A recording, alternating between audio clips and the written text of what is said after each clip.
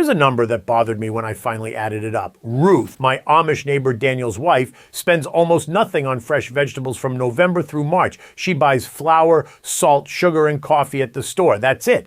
Part of that is her root cellar, part of that is her canning. But a real piece of it, and the piece most American gardeners have never thought about, is that she regrows food on her windowsills all winter from the scraps most of us throw away. So today I'm walking you through 10 kitchen scraps you should never throw in the trash again, ranked from the easiest one to start tonight all the way to number 1. And I'll tell you up front, the one at number 1 will save you more money than the other 9 combined. All right, let me set this up before we start counting down. The list is ordered from the easiest scrap you can start tonight in a juice glass on your kitchen counter, all the way up to the one that turns a single piece of garbage into a winter staple crop. That's the ranking. Easiest tonight to highest savings. The whole practice came from watching Ruth's south-facing kitchen window above her sink. She's got a row of mismatched mason jars and a couple of small clay pots on that sill, and there's something growing in every single one of them year-round. I watched that window all of one January about 4 winters ago, and I finally started doing the same thing on my own sill. Here's the stake. The average American family throws out about $1,500 of food every year, and a lot of what they're throwing away is the part that wants to grow back. The one at number 1 changes the math entirely. Number 10, green onion root bottoms. This is the one I want you to start tonight because you almost can't fail at it. When you cut up green onions for dinner, leave about a 1-inch piece of the white root end intact. Put it root down in a juice glass with enough water to cover the roots, but not the green stub. Set the glass on a sunny windowsill. Change the water every 2 days. In 5 to 7 days, you'll have 5 to 7-inch green onions ready to cut. Ruth has had the same clump going on her sill since October. She just keeps trimming and the onions keep coming. And here's the thing. Ruth's window has a lot more than just onions on it, and we'll get to one of those a little later. Number 9, the romaine lettuce base. Most people slice the head off and chuck the bottom stump straight in the compost. Don't. Leave about a 1-inch stub. Set it cut side up in a saucer with 1/2 inch of water, same sunny window. In 10 to 12 days, you'll get a flush of usable inner leaves. I'll be honest with you, you get one good harvest, maybe a second. After that, the leaves turn bitter and you compost it. But that first cutting is free salad.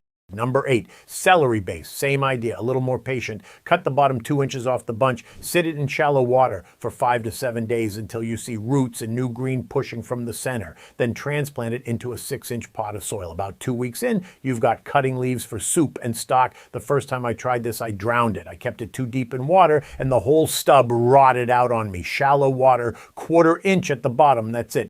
Number 7, bok choy or Napa cabbage base. Same shallow water trick as the celery, but it moves faster. 5 days in water, then into a 6-inch pot of soil, and you can get 3 rounds of cutting leaves over the course of a winter. Daniel doesn't grow bok choy himself, but Ruth keeps one going on the sill for stir-fry greens, and she swears by it. Number 6, carrot tops. Now, I want to be straight with you about this one because most videos lie about it. You cannot regrow a carrot from a carrot top. The root is the root. It's done. What you can regrow is the green tops of feathery, parsley-like, useful. Sit the top 1/2 inch of the carrot in shallow water, and in about a week, you'll have greens. I use them for pesto, for soup garnish, and the excess goes to Daniel's chickens. They lose their minds over carrot tops, but know what you're getting before you waste a windowsill on it. Number 5, leek bottoms. This is one of the most cost-effective things on the entire list. When you buy leeks at the store, cut off the bottom 2 inches with the little root plate intact and plant that base directly in a 6-inch pot of soil. Root plate down, cut end up, just barely covered. Water it in, set it in the window. It will regrow for months. You just keep cutting from the top. 1 leek base for the price of 1 leek at the grocery store can give you green leek tops all winter. Number 4, basil stems from a grocery bunch. This is the practice I picked up directly from watching Ruth's window. When you buy a bunch of fresh basil, pull the leaves off the bottom 2 inches of stem, sit those stems in a jar of water, and in 7 to 10 days, you'll have white roots about 1 inch long, then transfer to a small pot of soil. Ruth has had the same line of basil running on her sill for 3 years from this method. She never buys basil anymore, and the next one is where the savings really start to add up, but it's still nothing like what's waiting at number 1. Number 3, sprouting garlic cloves. We've all opened the garlic drawer in February and found cloves that have gone soft with a green shoot pushing out the top. Most people throw those away. Don't. Plant them point up 2 inches deep in a pot or directly into the fall garden bed. In 4 to 6 weeks, you'll have green garlic, tender stalks you can use like scallions. Leave them in the ground through the season and you'll harvest full bulbs by next summer. 1 soft clove from the back of the drawer becomes a whole head of garlic. Number 2, ginger rhizome with a visible bud. When you buy fresh ginger at the store, look for a piece with a little knobby bud on it. That's a growth point. Lay it bud up in a pot with 4 inches of soil, just covering the rhizome, and set it somewhere warm. Ginger is slow. I won't pretend otherwise, but a single $4 grocery rhizome can produce about a half-pound harvest in 8 to 10 months. And from then on, you cut a piece off, replant it, and you have a free indefinite supply of ginger. That's a real number on the grocery bill if you cook with it. Now, if what I'm walking you through is starting to make sense and you're tired of buying the same fresh vegetables every single week through winter, I want to tell you about the book. It's called The 30-Day Amish Pest-Proof Garden Protocol. It's $17 at backyardbillbooks.com. The reason I bring it up here is that chapter 10 is called Ruth's Root Cellar and Pudding By, and it lays out the full pipeline: windowsill regrowing, root cellaring, canning, all of it organized into one connected system. If you're watching on your TV, grab your phone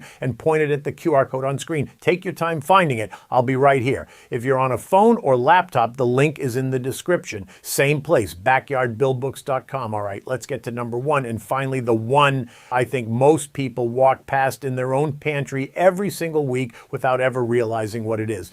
Number 1, the sprouting potato. You know the ones. You go in the pantry in March and you find a potato or two with the eyes already pushing out little white or purple shoots an inch long. Most people see that and toss it in the trash because they think it's gone bad. Here's what I want you to understand. That is not garbage. That is a seed potato. The grocery store sold it to you for $3 or $4, and it has done the hardest part of its job already. It has woken up and started growing. Here's the method. Take that sprouting potato and cut it into chunks, making sure each chunk has at least one eye on it. Let the cut pieces sit out, cut side up, for 24 to 48 hours so the cut face dries and forms a little callus. That prevents rot in the soil. Then plant each chunk 4 inches deep in the garden after your last frost. For me here in Lancaster County, that's April 25th, not before. And now here's the math, because this is what made me put it at number 1. Daniel pulled 100 pounds of potatoes out of a 4x4 foot patch last summer using the Amish method. I'm not telling you you'll match that the first year, but a single sprouted grocery potato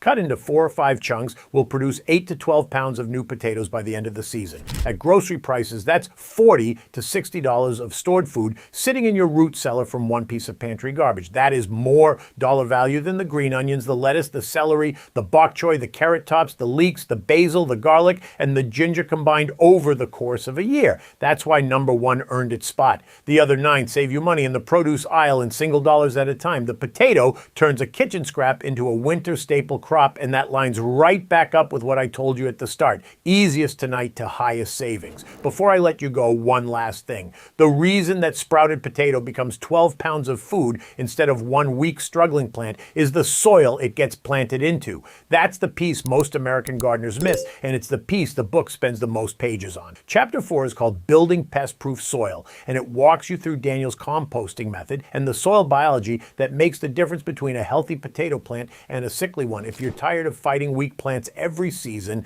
that's where to start. $17 at backyardbillbooks.com. Scan the QR code on screen if you're watching on the TV, or the link is right there in the description if you're on your phone. Go ahead and pull that up now. No rush. I'll wait while you find it. So those are the 10 kitchen scraps I'd never throw away again, and it all started with watching Ruth's south-facing window one January 4, winter's back. Start tonight with the easiest one. Cut a green onion, put the root end in a juice glass of water on the sill, and you're in business by next week. Drop a note in the comments and tell me which one of these you've been throwing away without realizing. If you want to see Ruth's actual root cellar setup, I've got a video on that one coming up next. I'll see you in the next one.